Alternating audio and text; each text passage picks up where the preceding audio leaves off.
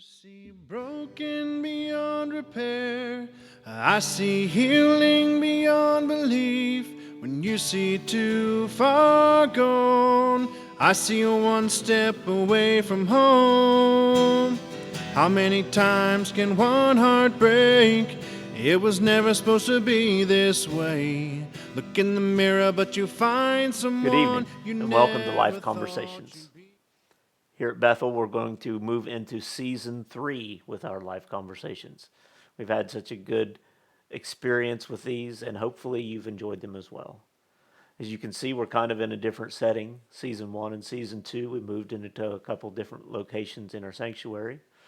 Tonight, we're in the library here at the church. As we move into Season 3, we're opening up again. Pastor Aaron, he joined us for Season 1 opener. It's great to have you with us again tonight. Well, thank you. And I didn't know if you're going to have me back ever, so we'll take it. But I have to say, I think you have the spiritual gift of endurance. So having put up with 2 seasons of Cody, I think that's quite impressive. So I'm going to make a little badge for you. We'll get printed off in the office. The Oreos go a long way for me. So Oh, there you go. Cody and Grant do a great job. They That works. really do a good job. Doesn't hurt at all. So, Yeah. well, I'm glad to be here. So looking forward to season 3 and kind of see what's all coming our way. We are too. It's we've got a good idea about what we want to talk about in season 3. So, but season 1 and season 2 did such a great job of experiences, at least for me, anyhow. You know, I really enjoyed those conversations. Yeah. Do you have a favorite between season 1 and season 2? I know they're a little bit different. And but was one easier, harder? Like. I will say season 1 was probably harder because it was brand new. I've Yeah. never done anything like this before, so it was really neat to be able to have those conversations. I was very nervous going into season 1, Yeah. and it was just so different for me to be able to sit down with somebody and talk through like that. Sure. But the people that we had there in season 1 did a great job. You started out with you and you know you were brand new to the church. And we just really getting to know and understand who you were was really neat, and I'm so glad that you were willing to share the portions of your life that you did. Yeah. You know, and moving right into Jennifer and then through the other people that were within the church, it was really made a really neat way to have those conversations. And season 1 was all about getting to know everybody as we were locked up away from everybody during the pandemic. So, Yeah. did you enjoy season 1? Oh, absolutely. Well, I saw almost all of them, so it was good. But yes, I did enjoy. So I remember after the interview, Jennifer was going to be interviewed, and she was kind of worried. Said, Darren will make you feel very comfortable. So you do a very good job. So if you're ever asked to come on, absolutely you should. It's very easy. You'll forget about the camera and all that nonsense. But it is good just to sit down with people and see all those. And I've seen, I think, all of season 1, most of season 2, kind of catching up a little bit at the end there. Yeah. So now, how was season 2 different from season 1? If people haven't seen all of them, what was different? Season 1, we focused on individuals, and it was again really neat to hear hear their life stories more than anything. Season 2, we moved into more of a group setting, and we opened up with the Smith sisters, and they were fabulous. They did such a great job, and that was a live event too. Oh, So yeah. Yep. we had that interaction with the conversations of different people asking questions, which was a really different way, a different take for doing that. So it was neat. Yeah. Are they going to do more of the live ones come season 3? I know it's a little bit dicey sometimes, but it's fun. It is fun, and it adds a completely different twist or level to it. Sure. I think we might have a live one Okay. for season 3.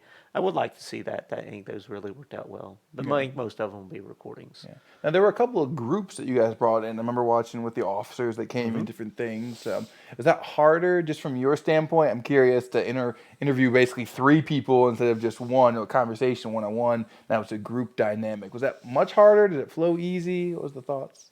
So again, it was more about just hearing from that person or those people. You know, I was always nervous about how that conversation was going to go, and God did such a wonderful job of leading those conversations. You know, I would sit down and I'd take a few notes and we'd go through some stuff, and then I would have an idea of how I think that conversation would go. And sometimes they would go that way. Sometimes God would take them in a completely different area. Yeah. And that was really neat. So when we went into the group settings, it was the same idea. You know, it was more about less of me talking, which is a good thing, and more about those other people talking and really being able to share And the police setting was really neat because we were able to really focus on a topic. Yeah. And I think that was very important at that time. Very much so, And yeah. those guys did a great job. Everybody in the season 1, season 2 did a great job. Now I know we don't have everyone locked down for season 3, but I heard we're gonna even try to get some people outside of church with some local ministries. Can you say a little bit about that? What we're hoping to do? Yeah, so season 1 and season 2 was more about really focusing on the people here at the church, and really getting to know them and staying in touch with them and understanding their life. But as the people here at the church, here at Bethel, we want to reach out to our community, and our community has so many great ministries already going on. Sure. Several of those ministries, Bethel here is very involved with, and several people within our church family itself are individually very involved in those ministries too. So we want to be able to reach out and understand how their ministry is not just affecting the community, but how they're touching lives. And I know there's so many different lives that are being touched, not just locally, not just here in the immediate area, but throughout our community. And I really think in a much larger area than what we feel or really understand that they're doing right now anyhow. Yeah, good. So if I'm new to Life Conversations, give me the best reason why I should tune in to season 3. I've never watched any before. What drives me? We have a busy world. We do so much things. Why should I tune in to season 3? What can I get from it, just as a believer and as an individual?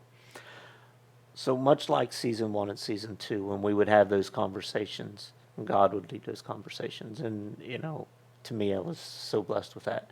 I really feel in season 3, as we reach out into our community, that's what we're here to do, right? We're not just here to be within the church itself. We're not just here to stay in our walls. We're here to reach out to our community, reach out to the people around us. And I really think that season 3 is going to help open our eyes to some of those ministries and some of those opportunities possibly that we may not realize that are there.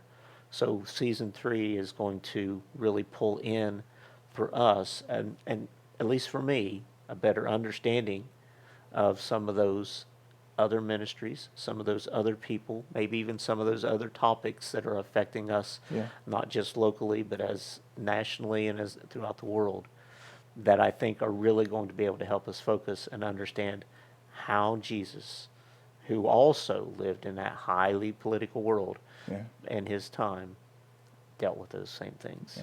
I think it can be roped in later in the season, be pulled in to talk about, a Christian perspective on our political atmosphere. And I don't even know what we're going to get into. We'll probably get into trouble by the end of it. Have to edit out all the things, but that's good. Well, good. Well, I'm looking forward to it, and I think a lot of people have a lot of reasons to watch, and looking forward to see where season 3 takes us, and where how God will direct it. Looking forward to that. Absolutely. So, That's great. what I'm excited about too. Good. So, as always, it's great to have everybody here with us tonight, and I hope you're able to join us as we move into season 3 of Life Conversations. Look in the mirror, but you find someone you never thought you'd be. Oh, but I can still recognize the one I love in your tear-stained eyes. I know you might not see him now, so lift your eyes to me.